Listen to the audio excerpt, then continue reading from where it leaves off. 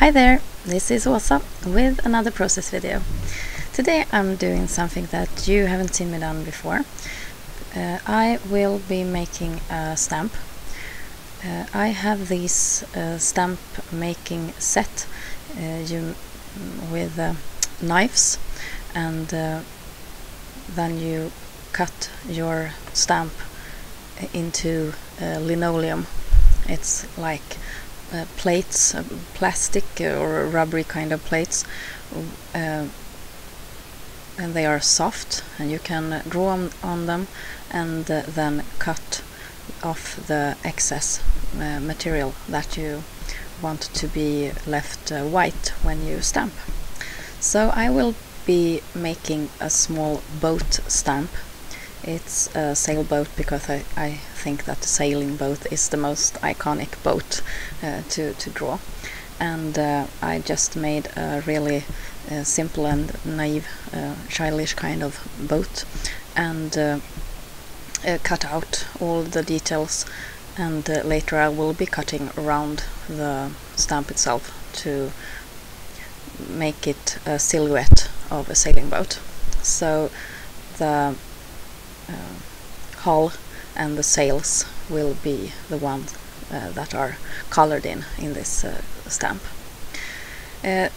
This stamp making will be something that I'll be showing more of in my next couple of process videos, because I've made a couple of them that I think was really nice, and I will also try to keep this technique in mind so that I can use it to make more background stamps, because I think background stamps are really nice to use, especially when using mixed media, and I think they are very, very expensive to buy, and often you don't want that clear and clean stamped image because it doesn't fit on a mixed media page. So it doesn't matter if it's a bit rough and not very perfect, and those are the easiest kinds of stamps to make, those that aren't perfect and not clean.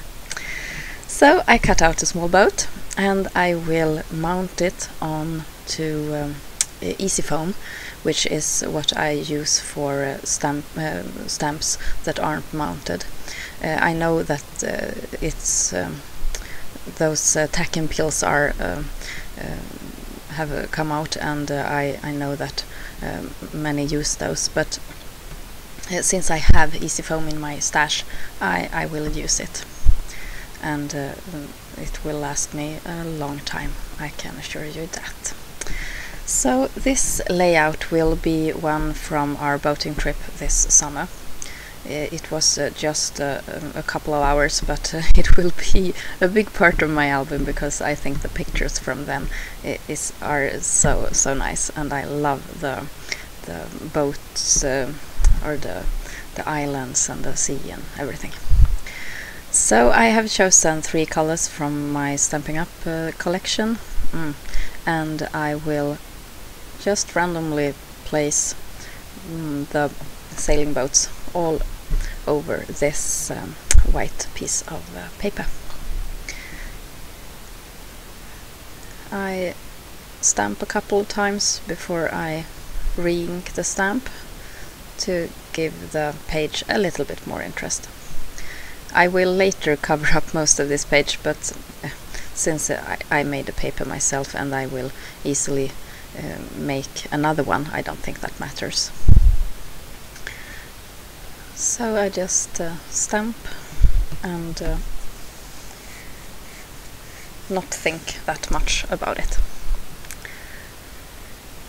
When I finish the boat stamping, I realized I thought it lacked something, so I took out a clear stamping set which had a small anchor, and then I stamped small anchors all around the boats in all the 3 colors. There you have it. It's the one from that hexagon stamping set. So I just fill in the white space to give it some more interest.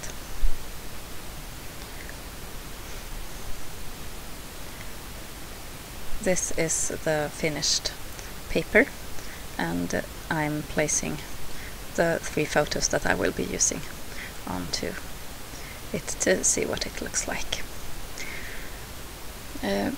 Since it's a very pale paper and it's got a lot of white still, I decided to make a border, and I took out my Studio Calico Wanderlust paper pad and chose this one. It's grey with white kind of crayon zigzag on the horizontal, and then I just adhered my own paper to that background paper. That paper pad is one that I go to for background papers that I don't care much about, because I think I have used up all the papers that I really care about in that collection, and these are just those that I use for when I need a paper. And this happened to fit a bit. I draw pencil lines all around the background paper and my sailing boat paper to make it stand out a little bit more and keep it together. And here are the 3 photos again, and I will put them together like this, like I normally do, and it will form kind of rectangle with that red card with the rope label. These 3 photos were taken when we were coming back from our boating trip, and the village where my mum lives is through that sound there. So I will later spell the names of the sound and the kind of the bay that lies beyond it.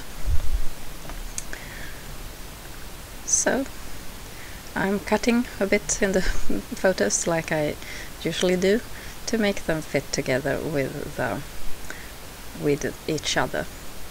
This time I didn't line up the horizons like I did in previous layouts with boating trip photos, because it didn't fit, and if I tried to get them together it would not look like this place. So I thought it was rather important to keep them apart and to show that these photos are separate from each other. My camera keeps getting in and out of focus. I don't know what it's really doing. And there you see my daughter. She is matching up the stamp with the images on the paper. The journaling cards, or the cards for this layout, are from the Simple Stories collection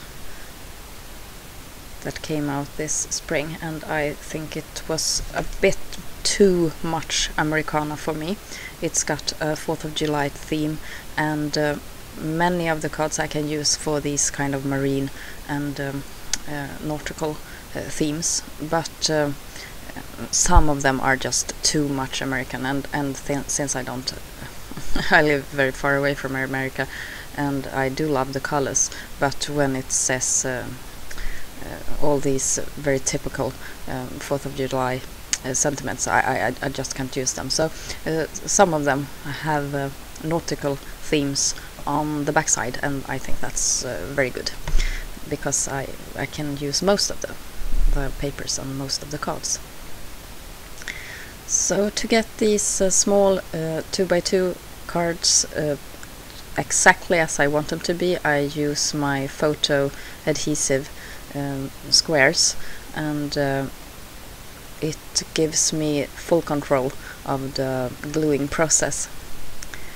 I think that when I use my double-sided adhesive, the one on the roll, I often misplace my items after just having pick them up from the paper.